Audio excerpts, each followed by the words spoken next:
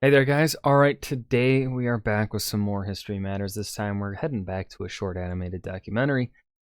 This time on why does Belarus exist? I'm assuming, really, it kind of only exists as a buffer state. That's really my feeling on Belarus. Yeah, I don't know. That's the only guess I've got for it. But before we dive in, make sure you go and check out the links in the description box below. I would love it if you join the Discord and follow me over at Twitch. Let's go ahead and dive right in. There are many questions which keep us up at night. Is there an afterlife? Why are we here? And why is Belarus a thing? So Belarus is a country in Eastern Europe sandwiched between Poland, Russia, Ukraine and the Baltics. It's also an exceptionally young nation, having only become a fully independent state in 1991.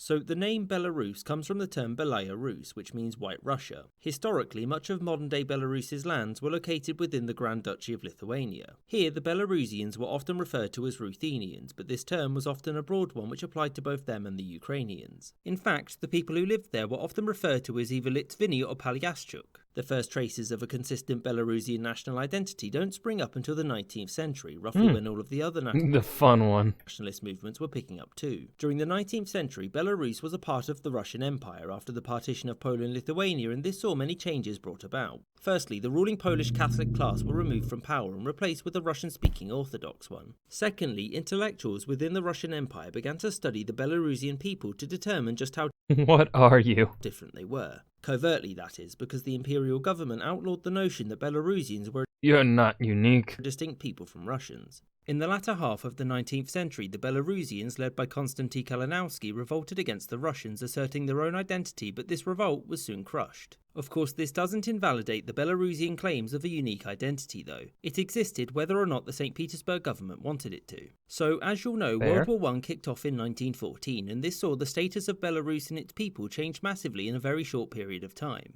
After pushing the Russians back to here, the Germans created a puppet state, the Belarusian People's Republic. This was short-lived, and the Russian Civil War and the Warning, politics 1920 in Eastern Europe.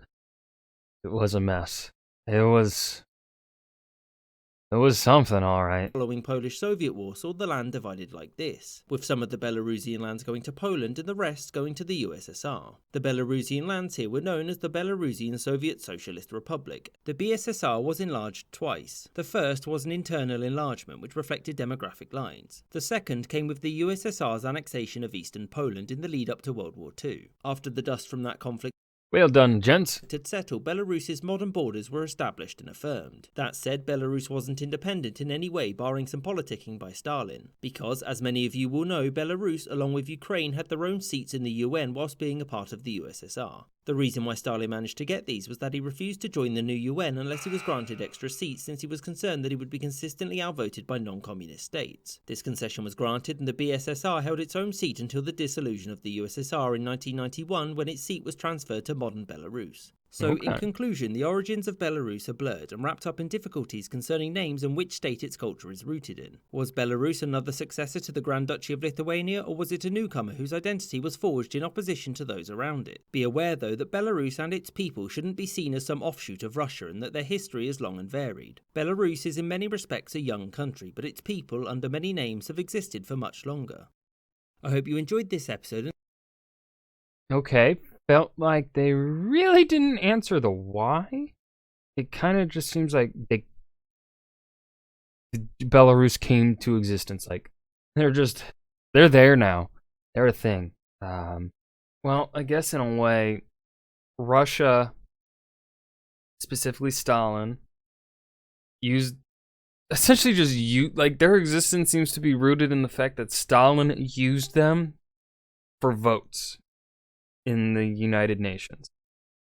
That seems to be like the big reason why Belarus was able to get a tradition, a national identity as a thing first, and then when the USSR began to dissolve in of itself, now Belarus had already established itself as like kind of existing for one, but also having governed itself for the most part for however much you can say they truly govern themselves by being a part of USSR.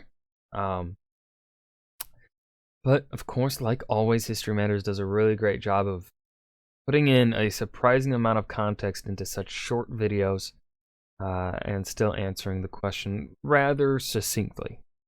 That was Why Does Belarus Exist? A short animated documentary by History Matters. I hope you guys enjoyed. Remember to hit that like button and subscribe for more, and I will see you guys in the next video. Peace.